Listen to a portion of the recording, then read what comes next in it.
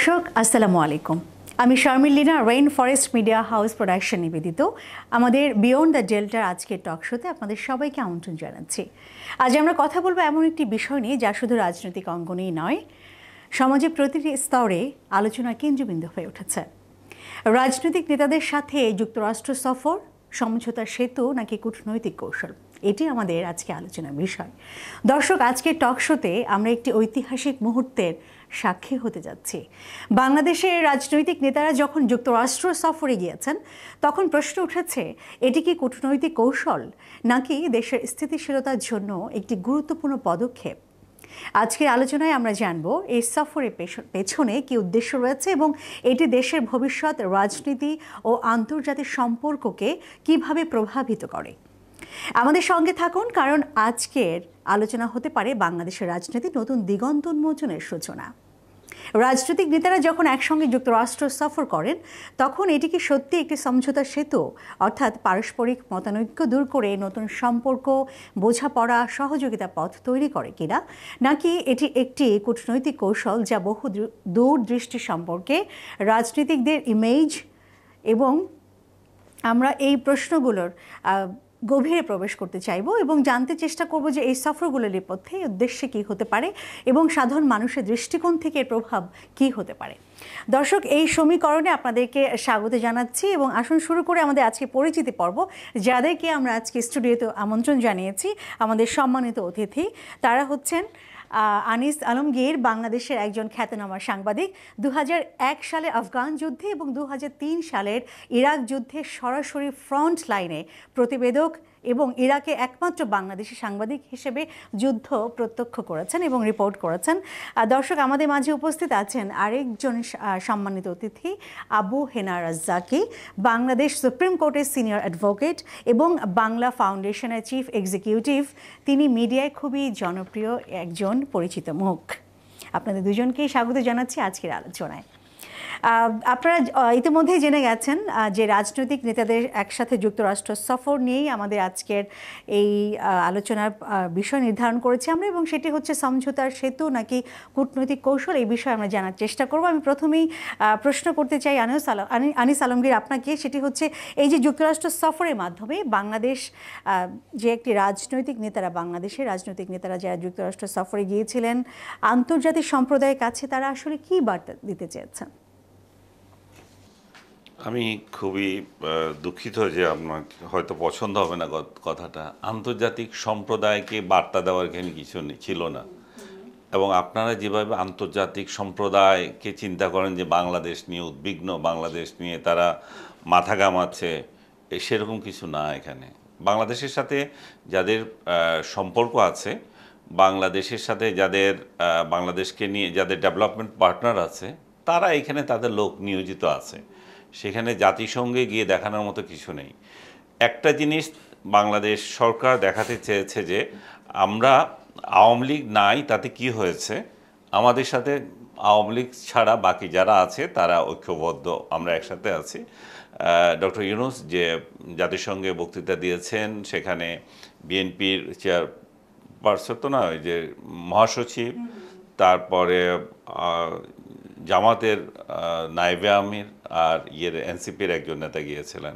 তো এরা তিনজন গিয়েছেন এবং ঐক্যবদ্ধ ছবি তুলেছেন। এটাকে ডক্টর ইউনূস প্রচার করেছেন যে Bangladesh United in United Nations. এটা একটা, আমি কি বলবো, এটা একটা হালকা কথাবার্তা। হালকা এই জন্যই যে এই তিনটা রাজনৈতিক দল বাংলাদেশে রিপ্রেজেন্ট করে না। বাংলাদেশ যদি আসলে ইউনাইটেড যদি হয়, তাহলে অবশ্যই সেখানে অন্যান্য রাজনৈতিক দলগুলো থাকবে, সেখানে আওয়ামী লীগ থাকবে, জাতীয় পার্টি থাকবে, 14 দল থাকবে, ইসলামিক আদার্স যে দলগুলো আছে সেগুলো থাকবে। এই তিনটা দল যার একটা নিবন্ধনই হয় না এখনও, সে বিএনপি জামাতকে দিয়ে যদি উনি মনে করেন যে একটা ইউনাইটেড হয়ে গেছে জাতিকে দেখানোর জন্য, বিশ্বকে আসলে জাতিকে দেখানোর চেষ্টা ছিল ওনার, বিশ্বকে তো বিষয়গুলো ক্যারি করেন, আমি যেটা বলছি আপনাকে আগে। সো এই দেখানোর ক্ষেত্রে উনি কিন্তু খুব একটা সফল হয়েছেন আমি মনে করি না, কারণ সেখানে গিয়েছেন, ক্যাওয়াজ তৈরি হয়েছে, বাংলাদেশি মিডিয়াগুলোতে দেখেছে যে ডিম মারামারি, গালাগালি, এগুলো আরও হয়েছে। এই যে ক্যাওয়াজ একটা হবে উনি এটা জানেন, উনি আগে থেকেও জেনেছেন। এর আগের বার যখন গিয়েছেন তখনও উনি এই দরজা দিয়ে যাবেন না, ওই দরজা দিয়ে যাবেন, মিডিয়াকে বিভ্রান্তিতে রেখে গিয়েছেন। এবারও তাই, উনি গিয়েছেন, বাকি যারা ছিল বাইরে তাদেরকে আক্রমণ করা হয়েছে, ডিম মেরেছে। সো সার্বিকভাবে যেটা আমরা দেখতে পাচ্ছি, বাংলাদেশ ইউনাইটেড না, Bangladesh divided in United Nations, or বলেন in United States. United Nation না বলে আমরা বলি ইউনাইটেড স্টেটসে দেখা গেছে যে বাংলাদেশ ডিভাইডেড। এইভাবে কোনো অন্য দেশের ডায়াসপোরার লোকজন, অন্য দেশের বিদেশি প্রবাসীরা এভাবেই ঝগড়া করে না একজন অন্যজনকে মারামারি গালাগালি, এবং তার জন্য পুলিশ তাদেরকে গ্রেপ্তার করে না। সো বাংলাদেশ বারবার দেখাচ্ছে যে তার যে কাজ্জা ফাসাদ, এগুলোকে তারা বিদেশে নিয়ে যেতে চায় এবং সেখানে সফলভাবে তারা এগুলা প্রোটেক্ট করে। এবার এটা আরও বেশি হয়েছে এই জন্যই যে যেহেতু বাংলাদেশে আওয়ামী লীগ নিষিদ্ধ, দেশে তারা কোনো রাজনৈতিক দল করতে পারছেন না। আপনি এর মধ্যে দেখেছেন যে ডক্টর ইউনূস উনি তো বিদেশে গেলে ইন্টারভিউ দেন, দেশে কোনো ইন্টারভিউ দেন না। তো সেই ইন্টারভিউ তো ওখানে যে বিদেশি এক সাংবাদিক, ওনাকে মানে প্রমিনেন্ট একজন জার্নালিস্ট, আল জাজিরায় ছিলেন এক সময়, মাসুদ, ওনাকে যে ইন্টারভিউটা দিয়েছেন সেখানে মেহেদি ওনার পুরো নামটা বোধহয় আমি ঠিক এই মুহূর্তে মনে করতে পারছি না, মেহেদি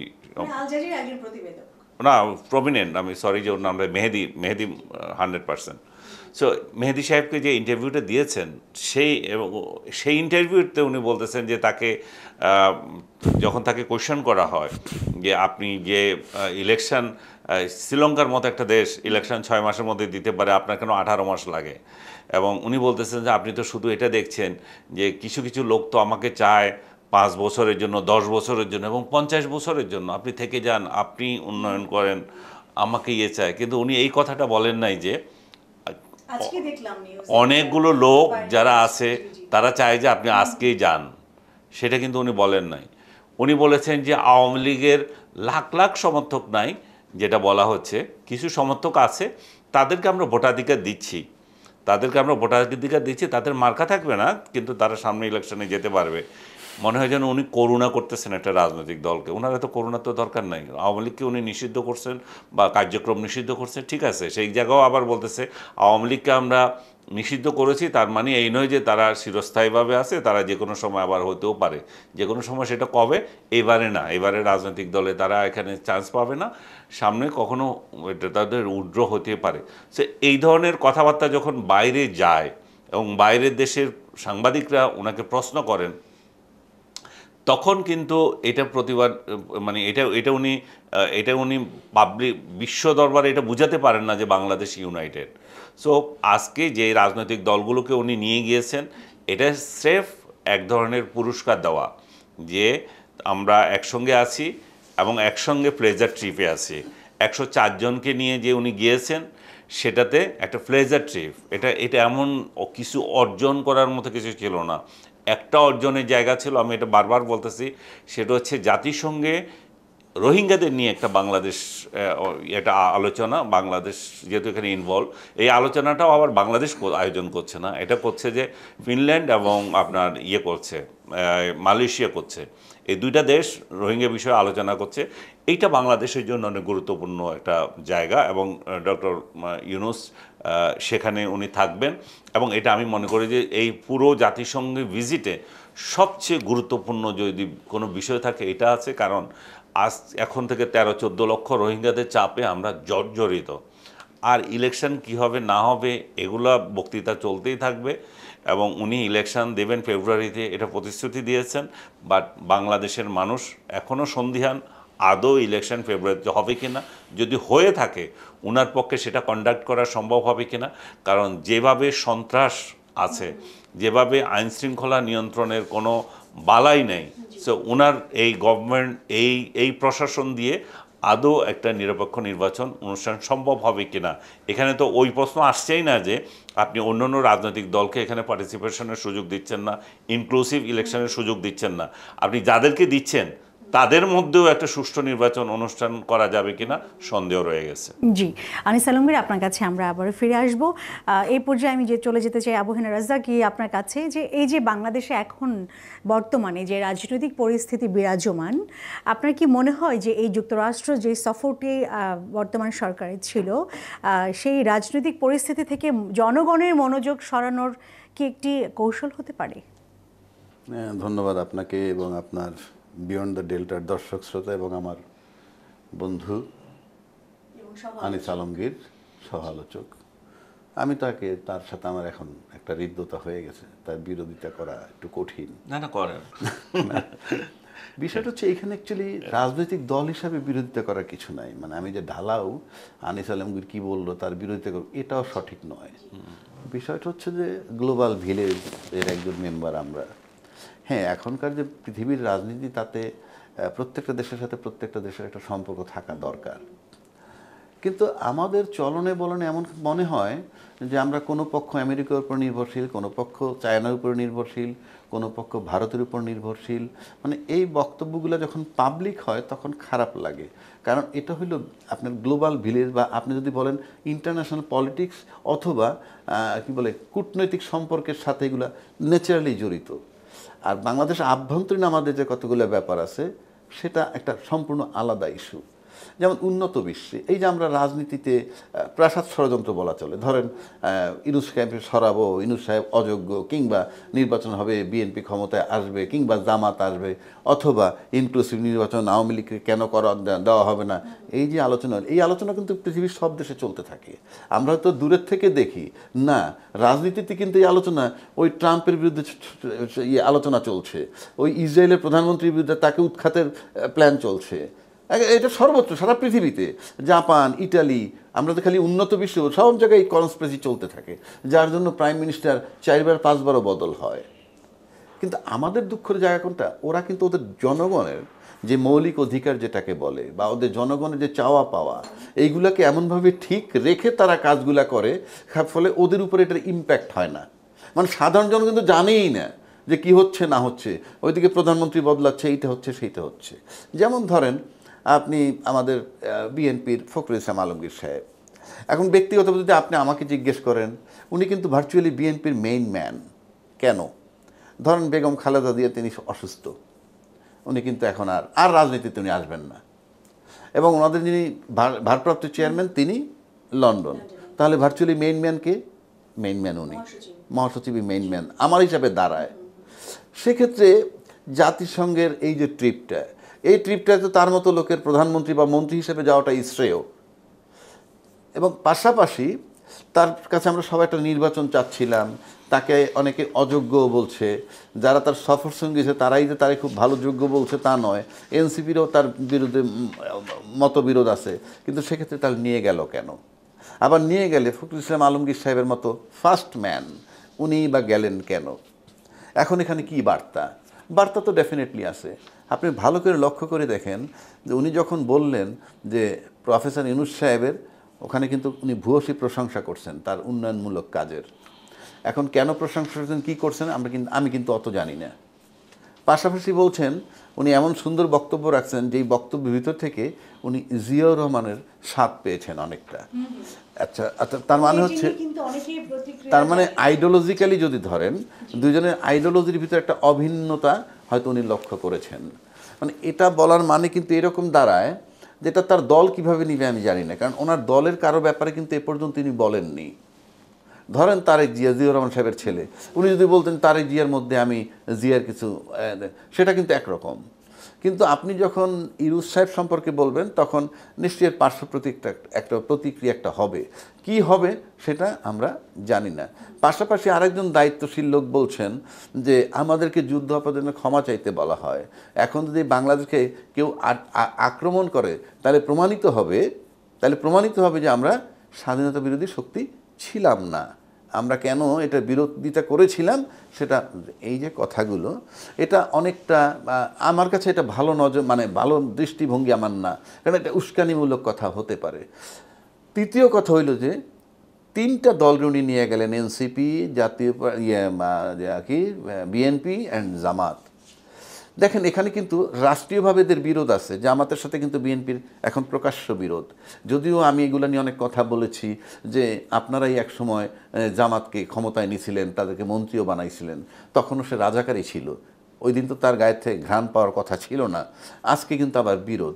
আবার আপনি গিয়ে দেখেন, আমি নিশ্চিত করে বলতে পারি একই টেবিলে খাওয়া নাস্তা হচ্ছে, একই জায়গায় হয়তো আড্ডা হচ্ছে, মানে এগুলো থেকে আসলে আমাদের সাধারণ লোকের কাছে বার্তা কি যায়, মানে এখানে কিন্তু আস্থার সংকট তৈরি হয় যে আপনি এইদিকে এখানে বিরোধ দেখাচ্ছেন, ওদিকে একসাথে বসতেছেন, এনসিপির বিরুদ্ধে আপনাদের বিরোধ আছে, এটা নাবালক বেয়াদব, আমি সবই এডমিট করি, জনগণ বিভ্রান্ত হয়ে যায় ডেফিনেটলি। কারণ আপনি তো আপনার নিজের যার যার সত্তাটাকে রাখতে হবে। এখন আজকে আপনি যে জিয়াউর রহমানের পাইছেন, তার ভিতর থেকে জিয়াউর রহমানের যে স্বাদ বা প্রতিচ্ছবিটা যে পাইছেন, সেটা আমি তো মনে করি যে ওইরকম একটা দলের উচিত, জিয়াউর রহমানের প্রতিচ্ছবি যদি পাওয়া যায় তাহলে তো তাকেই আরও বেশি মজবুত করা দরকার ক্ষমতায় থাকার জন্যে। কি আনিস ভাই, আমার কথাটা বুঝতে পারছেন আপনি? আমি যদি দেখি যে আমার বাবার মতো একটা লোকরে পাই, তাহলে তো সারাদিন তার কাছে থাকবো, কারণ আমার বাবাটা আমার কাছে, আমার বাবাটা আমার আদর্শ। তো এই যে একটা বার্তা উনি দিলেন, সেই বার্তাটার অ্যাকচুয়ালি পার্শ্ব প্রতিক্রিয়া কী হবে আমরা জানি না। তবে পাশাপাশি ইউনূস সাহেব হয়তো দেখাইতে চাইছেন না ঠিক, আমার কাছে মনে হয় এই তিনটা দল, আমি অনেক আগেও বলেছি এই চ্যানেলে, যে বাংলাদেশের রাজনীতিতে এখন এই মুহূর্তে তিনটা রাজনৈতিক দল মিলে একটা রাজনৈতিক স্টেক হোল্ডার। তিনটা বলতে বিএনপি, জামাত এবং এনসিপি, ঠিক তিনটা দলই কিন্তু উনি নিয়ে গেছেন। এই তিনটা দল মিলে একটা স্টেক হোল্ডার হয়ে যায়, একটা সমঝোতার জায়গায় যায়।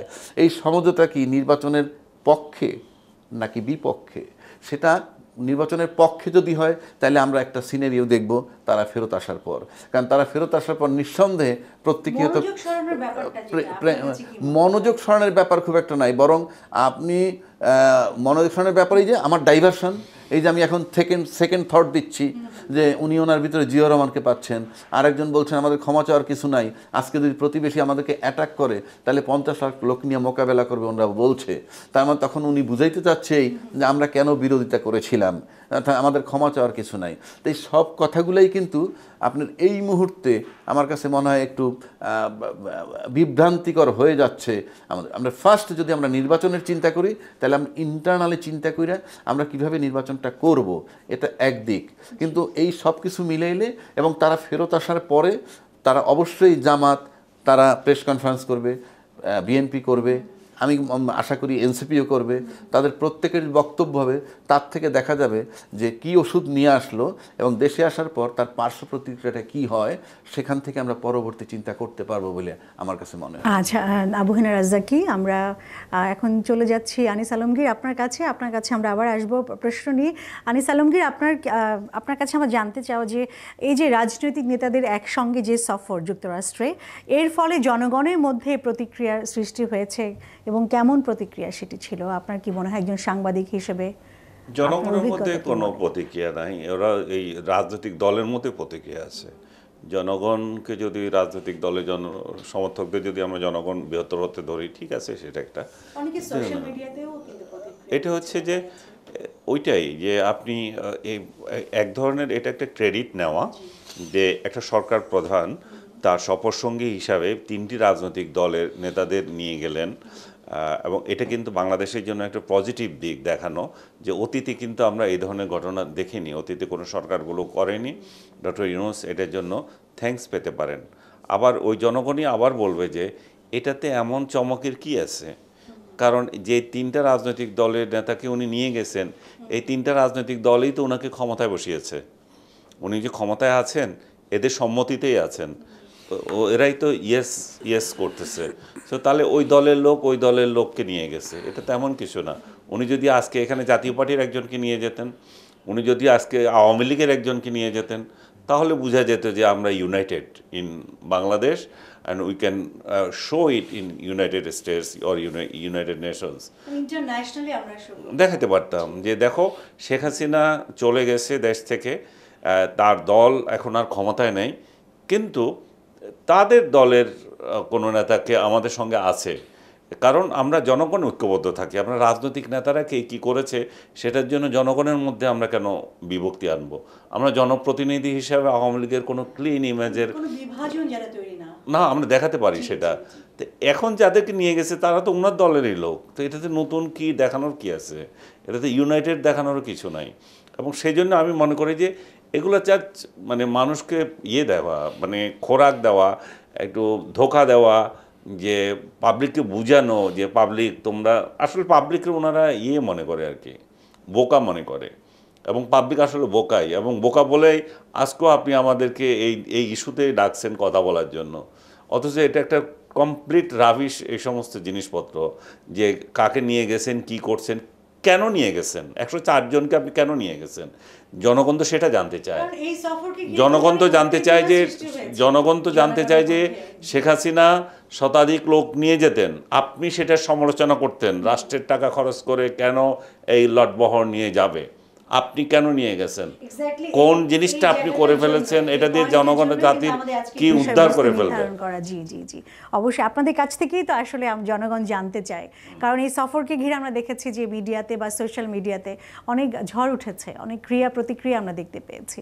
আপনাদের কাছ থেকে আসলে জনগণের জানতে চাওয়া যে আসলে না, এখানে ঝড়ের, আমি বলছি যে ঝড়ের কিছু নেই, এখানে মানুষ কোশ্চেন করছে, যেহেতু ওনার এখানে কোশ্চেন করার সুযোগ আছে, উনি ওই অধিকারটুকু মানুষকে দিয়েছেন, অবশ্য সবাইকে দেন নাই, কেউ কেউ কোশ্চেন করলে জেলেও যেতে হচ্ছে, কিন্তু আমি বলছি যে যেহেতু মানুষ কথা বলতে পারছে, মানুষ এটা প্রশ্ন করছে যে আপনি যে জিনিসটা নিন্দা করেছেন, আপনি সেটা করছেন, আপনি যেই জিনিসগুলো শেখ হাসিনা এবং তার দল করেছে সেগুলো আপনি এবং আপনার দল করছেন, জেলখানায় বিনা চিকিৎসায় মানুষ মারা যাচ্ছে, হাতকড়া মানুষের লাশের হাতে হাতকড়া রয়ে গেছে, আমরা কি এগুলো দেখতে চেয়েছিলাম? আমরা কি এগুলো দেখার জন্য শেখ হাসিনাকে আমরা ক্ষমতা থেকে চ্যুত করেছি? সো আপনি যা করছেন শেখ হাসিনার থেকে কোন কাজটা উত্তম করছেন? আপনি বাংলাদেশের অর্থনীতিকে কোথায় রেখে যাচ্ছেন? বাংলাদেশের আইন শৃঙ্খলাকে কোথায় রেখে যাচ্ছেন? আইন আদালতকে আপনি কোথায় রেখে যাচ্ছেন? আদালত কি আগের মতো সক্রিয়? আদালত কি সেই সরকারের নির্দেশনা, সরকারের অঙ্গুলি হেলনে যে রায় দিত সেগুলো ছাড়া আছে এখন? আপনি আইন শৃঙ্খলা রক্ষাকারী বাহিনী যারা আছে তারা কি সেই আপনার নির্দেশ ছাড়া যে মানে যারে তারে যে বিরোধী পক্ষ যাকে পাচ্ছে ঘর থেকে তুলে নিয়ে আসছে, ভুয়া মামলায় সাজা দিচ্ছে, এগুলো কি আমরা এগুলো দেখার জন্য কি সরকার পরিবর্তন করেছি? আমরা কি এমন একটা রাজনীতিক ভোট দেখার জন্য করেছি যেখানে আমি আর আমার মামারা ভোট করব, বাকিরা ভোট করার অধিকার নাই? এবং আমি এটাও বলবো যে তারা ভোট দিতে পারবে, কিন্তু তাদের দল না থাকলেও আপনার এত করুণা করার দরকার হয়েছে কি? আপনি ভোট দিতে পারবে যেটা বলছেন সেটারই বা নিশ্চয়তা কী? কারণ আপনি ভোট দিতে গেলে তো যে লোক তার বাড়িতে যাবে সেখানে তাকে গ্রেপ্তার করা হবে। এই যে আওয়ামী লীগ এইখানে আসছে ভোট দেওয়ার জন্য, আপনার ভোটের সিস্টেম তো এমন না যে আপনি যেখানে ইচ্ছা সেখান থেকে দিতে পারবেন, তাই না? আজকে আমি বলি যে 2 কোটি লোক ডিসপ্লেস হয়ে আছে আওয়ামী লীগের, এটা অনেকে বলতেছে না এটা একটা এক্সাজারেশন, কারণ বহু যুদ্ধে বহু জায়গায় আছে এত সংখ্যক লোক ডিসপ্লেস হইতে পারে না। ওই গর্দভেরা জানে না যে ওই ডিসপ্লেসের সঙ্গে এই ডিসপ্লেসের পার্থক্য আছে। ওই ডিসপ্লেস একটা যুদ্ধ লাগছে, আপনি চিটংয়ে থাকতে পারছেন না, আপনি রাজশাহীতে গিয়ে তাঁবু করে থাকছেন। আর এই ডিসপ্লেস হচ্ছে যে আপনার বাড়ি চিটগং, আপনি সেখানে আপনাকে হামলা করছে, আপনি ঢাকায় এসে আত্মীয়র বাড়িতে থাকতেছেন। এইভাবেই আত্মীয় ঢাকায় যে হামলা শিকার সে চিটংয়ে গিয়ে থাকতেছে। এইভাবে 2 কোটি লোক এভাবে আজকে ঘরহারা হয়ে আছে, ইন্টারনালি ডিসপ্লেসড। সো এরকম একটা দেশের মধ্যে আমরা আপনাকে চেয়েছিলাম ঐক্যের প্রতীক হিসাবে, আজকে আপনি হচ্ছে বিভক্তির প্রতীক, আপনি মবের প্রতীক, আপনি আর যত প্রতীক হওয়ার অশান্তির প্রতীক সবগুলো আপনি করছেন। কিন্তু আমরা চরম হতাশ আপনাকে নিয়ে। আমরা এই বাংলাদেশ চাই নাই আপনার নেতৃত্বে। আমরা চেয়েছি এই বাংলাদেশ বিশ্বের বুকে মাথা উঁচু করে দাঁড়াবে। বিশ্বে 2 জন বাঙালিকে চেনে, বঙ্গবন্ধুর পরে যদি বাংলাদেশি 2 জন ব্যক্তিকে যদি কেউ চেনে থাকে, তার একজন ডক্টর ইউনূস আর একজন সাকিব আল হাসান। আজকে 2 জনের ইমেজ কোথায় গিয়েছে? আজকে আপনার ডক্টর ইউনূস তার ইমেজকে কোথায় নিয়ে গেছে? সাকিব আল হাসান তার দেশের জন্য খেলতেও পারছে না, সেও পালিয়ে আছে। সো আমরা আসলে এর থেকে উত্তরণ চাই। আমরা যেভাবে হোক একটা নির্বাচিত সরকার চাই যেটা আগামীর বাংলাদেশকে ঐক্যবদ্ধভাবে এগিয়ে নিয়ে যাবে। আচ্ছা, আমরা আবুহেনা রাজ্জাকি আপনার কাছে জানতে চাইবো যে এই যে আনিস আলমগীর বললেন যে 2 জন ব্যক্তিকেই পুরো বাংলাদেশের প্রতিনিধিত্ব করে ইন্টারন্যাশনাল এরিনাতে, সাকিব আল হাসান এবং ডক্টর মোহাম্মদ ইউনূস। আপনার কাছে আমার প্রশ্ন যে আসলে এই যে আমরা যে আজকে নির্ধারণ করেছি বিষয়টি যুক্তরাষ্ট্র সফর এই বর্তমান সরকারের, আসলে এই সফর দেশের অভ্যন্তরীণ রাজনৈতিক ঐক্যকে শক্তিশালী করবে কিনা, পাশাপাশি যেটি বলছিলাম যে দুজন ব্যক্তিত্ব আমাদের বাংলাদেশে প্রতিনিধিত্ব করেছেন বা করেন, আসলে তারা কিন্তু এই রাজনীতি শব্দটা বা বিষয়টা নিয়েই কিন্তু তারা বিতর্কিত। আসলে কি তারা রাজনীতি করার অধিকার কি আর কারো থাকবে না, যারা খুব বড় বড় পজিশনে থাকবেন? রাজনীতি তো আসলে সবারই অধিকার থাকে রাজনীতি করার। আপনার কাছে কি মনে হয়? না, রাজনীতি আপনি করবেন, রাজনীতি করার অধিকার থাকবে না কেন, সেটা একটা ভিন্ন প্রশ্ন। আর আজকের রাজনৈতিক নেতাদের যে সমস্ত অবস্থাটা, সেটা তো তাদের কর্মকাণ্ডের প্রতিফলন, এবং কর্মকাণ্ড সেটা কি করছে না করছে সেটার জন্য ট্রায়াল চলছে, একটা সার্টেন টাইম হয়তো প্রমাণিত হবে। প্রমাণিত হইলে যারা দোষী তারা সাফার করবে। এখন আপনি মনে করেন যে, ধরেন আমি কয়দিন আগে দেখলাম একটা ভিডিওতে আসছে, এই যে আবুল বারাকাত সাহেবের গ্রেফতার করছে, সেখানে একটা ন্যারেটিভ তৈরি হচ্ছেই, সে কার বিরুদ্ধে কথা বলছিল, জঙ্গিবাদের বিরুদ্ধে কথা বলছিল, এই ইস্যুটা সামনে আনতেছে। এই যে জঙ্গিবাদ ইস্যুতে কথা বলছিল, জামাতের বিরুদ্ধে বলেন, অনেকের বিরুদ্ধে বলছে, সেটার জের এইটা। কিন্তু ইনফ্যাক্ট সেটার জের কোথায়? সে তো 16 বছর ছিল বহাল তবিয়তে। এই 16 বছরের মধ্যে সে তার লেখুক, জঙ্গিবাদের বিরুদ্ধে লেখুক, কোনো সমস্যা নাই। কিন্তু উনি যখন জনতা ব্যাংকের চেয়ারম্যান হয়ে গেলেন, সেখানে 4,000 কোটি টাকার একটা বিশাল ঘাপলা। এখন প্রশ্ন হচ্ছে, তাকে তো দুদকের এই মামলায় গ্রেফতার করছে, এখানে তো জঙ্গিবাদের লেখার সাথে কোনো সম্পর্ক নাই। আমরা নিজেরাও তো ন্যারেটিভগুলো তৈরি করি ইয়েতে, আমরা তো নোবডি ইজ ক্লিন, আমরা তো পরিষ্কার না। আসলে তাকে ধরা হয়েছে দুর্নীতির জন্য। এখন আপনি শিরোনাম দিচ্ছেন যে উনি জঙ্গিবাদের বিরুদ্ধে লিখছে, সেজন্য ওনাকে গ্রেফতার করছে কি জামাত, ওনাকে গ্রেফতার করছে কি বিএনপি।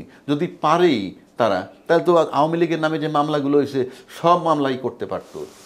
ইনফ্যাক্ট আমি বলি আপনাকে যে, আমরা যে জায়গাটাতে আমাদের ভিতরে একটা হিংসার রাজনীতি চলমান, আমাদের প্রতিযোগিতা থাকতে পারে, কিন্তু প্রতিহিংসা থাকা উচিত না।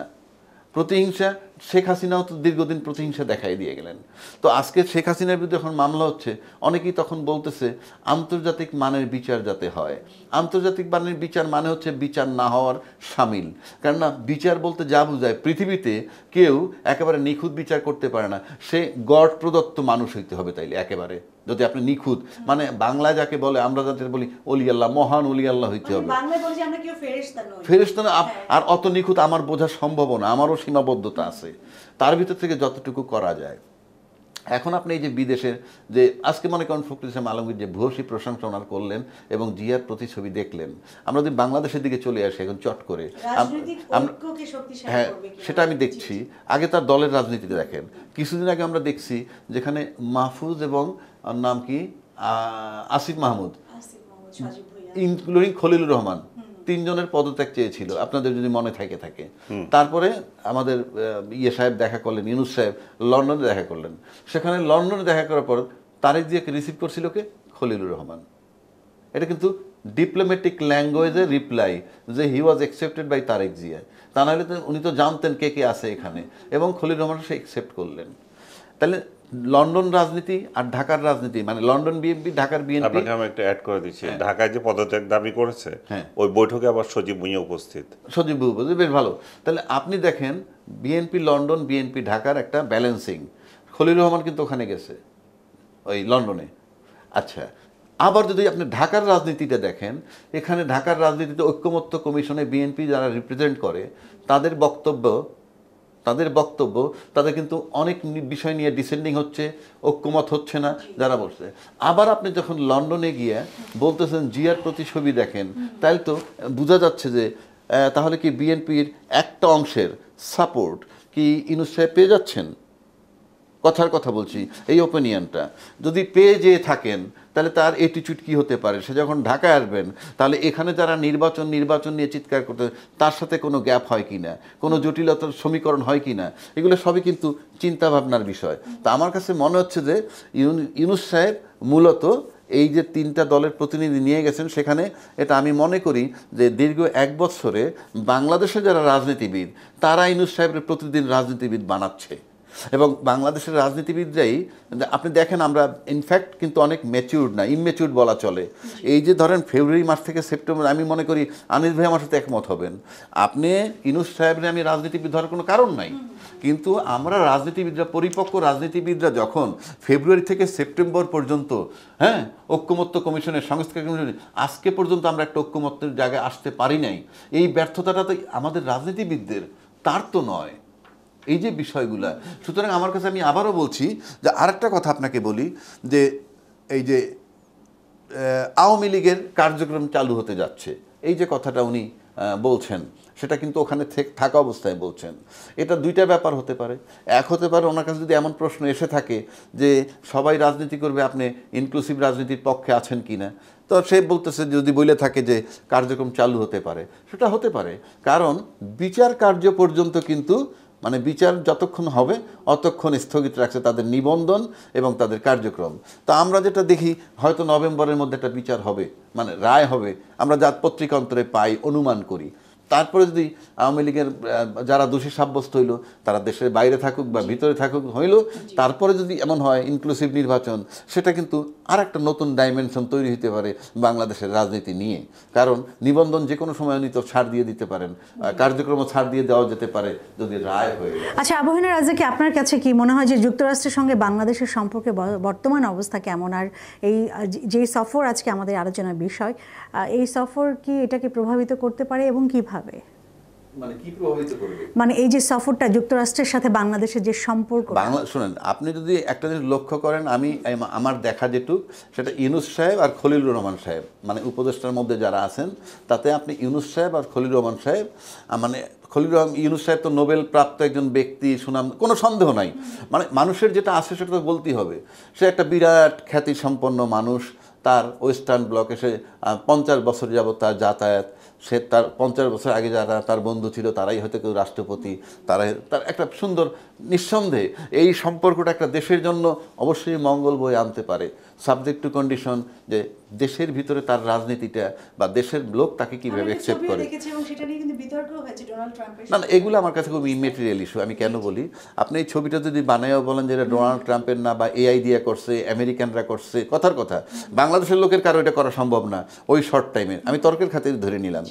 তো ওই এআইও যদি আমেরিকানরা করে থাকে তাহলে তারা মনে হয় বুঝাইতে চায় যে ইউনূস সাহেবের তাদের ছবি থাকাটা যৌক্তিক, তা নাহলে তো তাদের এআই করার প্রয়োজন নাই তাদের, আমেরিকার মতো দেশের। আর একটা দিক আছে, আমি জানি না ঠিক, আমাদের যারা গেছে ওখানে যারা ছবি তুলছে, এমন হইতে পারে ছবি সে লেটই পাইছে, সাথে সাথে পায় নাই, মানে এই ছবি ইস্যু আমার কাছে খুব বড় ইস্যু আমি ধরতেছি না, অন্তত ইউনূস সাহেবের বেলা। এটা যদি রাজ্যে কি হইতো যে আমি আমেরিকায় গেছি, আমি ঘুরে ফিরে যখন যেখানে ছবি পাইতাম ছবি তুলতাম আর দেশে পাঠাইতাম, এটা ইউনূস সাহেবের জন্য আমি খুব বড় কিছু মনে করি না। বাট আপনি এই যে আন্তর্জাতিক, মানে আজকে যদি ইউনূস সাহেব চলে যায় বাংলাদেশ থেকে, নির্বাচন তো হবেই, সেই ফেব্রুয়ারি হোক না আর কয়েকদিন পরে হোক, নির্বাচন তো হতেই হবে। কিন্তু সেক্ষেত্রে আমার কাছে মনে হয় না যে নির্বাচনের পর যদি ইউনূস সাহেব বা এই পরিষদ যদি চলে যায়, ইনক্লুডিং খলিলুর রহমান বা সবাই, তো আমার কাছে তখন মনে হয় না যে বাংলাদেশের পক্ষে ওয়েস্টার্ন ব্লকের আজকের যে সম্পর্কটা আছে সেটা ধরে রাখতে পারবে কিনা আমার সন্দেহ। আচ্ছা, আনিস আলমগীর আপনার কাছে, জি অবশ্যই, জি আনিস আলমগীর আপনার কাছে আমার জানতে চাও যে এই সফর আসলে বাংলাদেশের রাজনৈতিক সংস্কৃতিতে কি ধরনের পরিবর্তন আনতে সক্ষম? এটা কোনো ইমেটেরিয়াল, এখানে কিসের সফরের মধ্যে আপনার কাছে কি মনে হচ্ছে পরিবর্তন নিয়ে আসবে? কোনো ধরনের ইতিবাচক কোনো পরিবর্তন? আমি তো বললাম একটা ইতিবাচক ছিল যে আমি রাজনৈতিক দলের নেতাদেরকে নিয়ে গেছি, সেটাকে আবার আপনি নেতিবাচক হিসেবে দলে ওই সরকারি দলের নেতা সরকারি দলের নিয়ে গেছে, এটাতে কি ঘটনা আছে? যেটুকু হচ্ছে সেটা হচ্ছে আমরা নিজেরা প্রত্যক্ষ করছি, আমাদের রাজনীতিটাকে আমরা বিদেশের মাটিতে আরও বেশি করে নিয়ে যাচ্ছি, বিদেশের মাটিতে আমরা গালাগালি মারামারি এগুলোতে দিচ্ছি, বহির্বিশ্বকে আমরা এটুকু দেখাচ্ছি, বহির্বিশ্বকে আমাদের ঐক্য দেখাচ্ছি না, আমাদের বিভক্তি দেখাচ্ছি। ভাই বলছিলেন যে আমাদের সাথে ইউনাইটেড স্টেটসে যে সম্পর্ক সেটা ডক্টর ইউনূস চলে গেলে এটার একটু ঘাটতি দেখা দিতে পারে, তাই না? ওয়েস্টার্নের সাথে আমি মনে করি, কারণ আমার এই রিলেশনশিপ না, আমার কাছে ভাইয়ের সাথে আমি শ্রদ্ধার সঙ্গে দ্বিমত করছি যে এটা এমন কিছু না, এটা সরকারে যে থাকে তাদের সাথে রিলেশন তারা তাদের স্বার্থের অনুযায়ী রাখে, ইউনূস গেল আর কে গেল তাতে তাদের কিছু আসে যায় না। আচ্ছা, সম্পর্কের কথাই যখন আসছে, ইউনূস থাকার পরও যে ওরা দেখবে যে ওদের স্বার্থ যদি না মিটানো হয় তাহলে ওটা কেয়ার করবে না? এটা যদি ওদের স্বার্থ মেটানোর জন্য যদি জামাত আসে, বিএনপি আসে, আওয়ামী লীগ আসে, তারা তাদের সাথেই রিলেশন রাখবে। ওটা পার্সন কোনো বিষয় না, তাদের নীতিমালা, তাদের চাওয়া পাওয়ার উপর এগুলো নির্ভর করছে। ডক্টর ইউনূস যদি তাদেরকে ওই প্রতিশ্রুতি দিতে পারেন যে আমি এই দেব সেই দেব, এবং যেটা শেখ হাসিনা রাখতে পারেন নাই সেগুলো দেব, তাহলে সেটা এক ধরনের থাকবে, আর নতুবা আগের মতোই থাকবে। যেটা আচ্ছা, নীতি এবং সম্পর্কের কথাই যখন এসেছে, একটি প্রশ্ন তো রাখতেই হবে, সেটি হচ্ছে এই সফর বাংলাদেশের পররাষ্ট্র নীতিতে কোনো নতুন দিক নির্দেশ করছে কিনা, বাংলাদেশের পররাষ্ট্র নীতিতে? আমি কিছুই দেখি না এটা কেন এটা পররাষ্ট্র নীতিতে বিরাট পরিবর্তন নিয়ে আসবে। He visited as a routine work, যেখানে বিভিন্ন দেশের রাষ্ট্রপ্রধান, সরকার প্রধানরা যায়, একটা বার্ষিক অনুষ্ঠান হয়, বক্তৃতাবাজি করে, এটা টক শো। এই যে তোমাকে 5 মিনিট, তোমাকে 10 মিনিট, তোমার বক্তৃতা এই আছে, এবং একটা লিখিত কতগুলো বক্তৃতা থাকে, এই বক্তৃতাগুলো বিলি করে।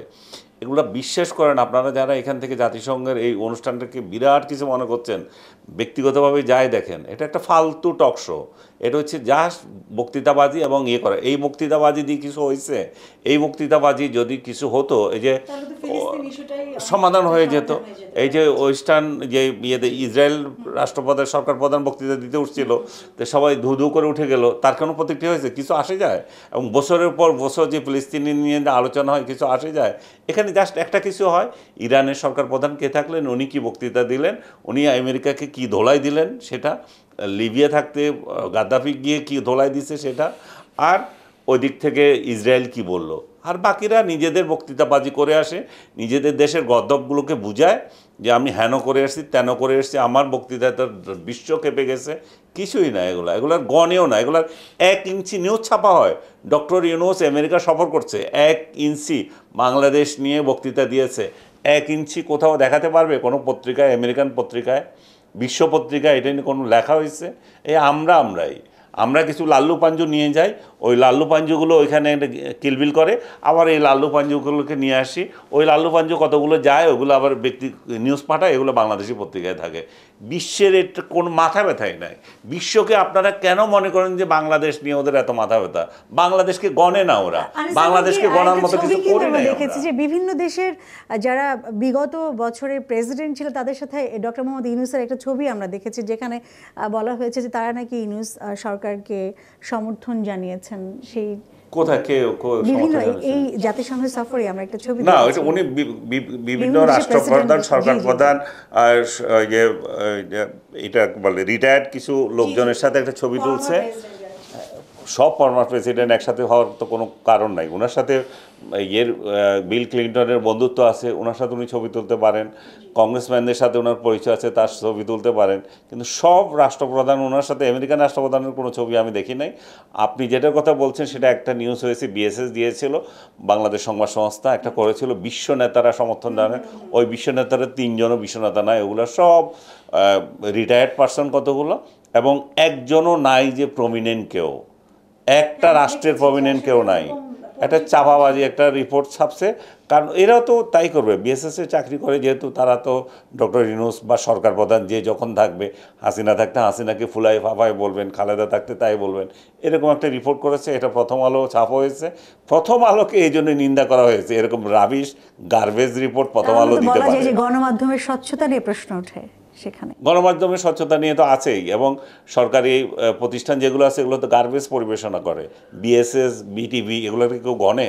এগুলোর নিউজ কেউ বিশ্বাস করে? যে তারপর আপনার মতো সাহসী সাংবাদিক যারা আসলে জনগণ, না, এখানে সাহসের কথা নাই, সত্য কথা বলা উচিত। জি, জনগণকে সত্য কথা বলে আসলে বোঝানোর চেষ্টা করছেন, আপনাকে এই জন্য অনেক অনেক ধন্যবাদ, আপনাকে এক্সট্রা ধন্যবাদ জানাই। আবু হেনা রাজ্জাকি, এই যে সফর হলো যুক্তরাষ্ট্রে, এই সফরের পর আমরা দেখেছি যে বিভিন্ন দলের নেতারা সেখানে গেছেন ডক্টর মোহাম্মদ ইউনূসের সাথে, এবং বিভিন্ন কথাও আমরা আলোচনায় নিয়ে এসেছি যে জিয়াউর রহমানের সাথে তাকে তুলনা করা হয়েছে, বিএনপির পক্ষ থেকে মহাসচিব বলেছেন।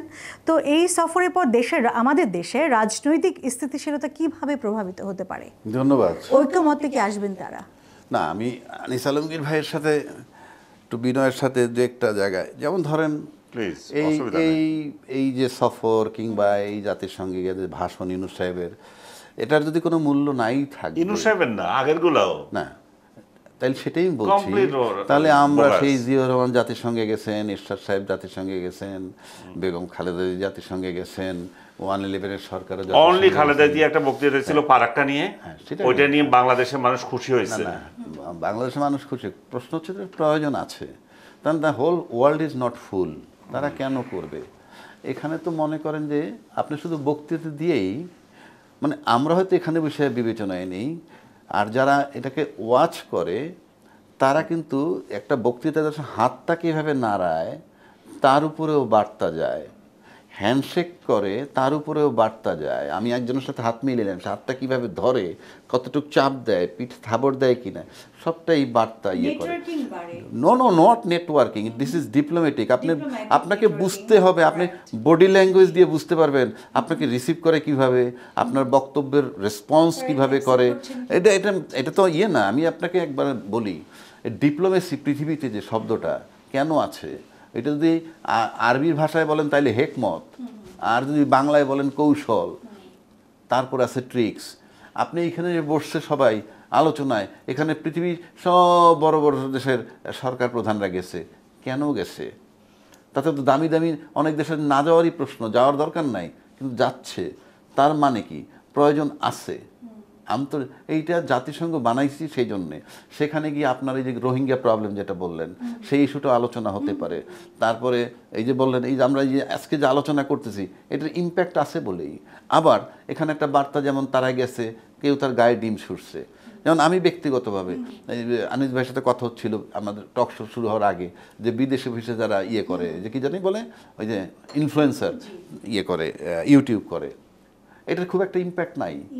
আচ্ছা, আবার নাই তাও না, বঙ্গবন্ধুর বাড়ি ভাঙার ব্যাপারে আমরা শুনছি তাদের ইনফ্লুয়েন্স আছে।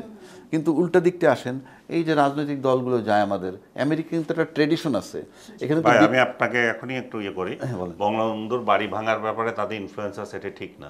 আমরা তাদেরকে কেউ গণে না, বলেন যে রাষ্ট্র এটা করতে দিছে, তাই তারা করতে পারছে। ওইটা আমি বলতে চাই, আপনি আসছেন যখন বলি রাষ্ট্র করতে দিছে কি দেয় নাই সেটা তো, কিন্তু রাষ্ট্রের যারা দায়িত্বে আছে, রাষ্ট্রের প্রশাসন, রাষ্ট্রের পুলিশ প্রশাসন, তাদের রুটিন ওয়ার্ক আছে।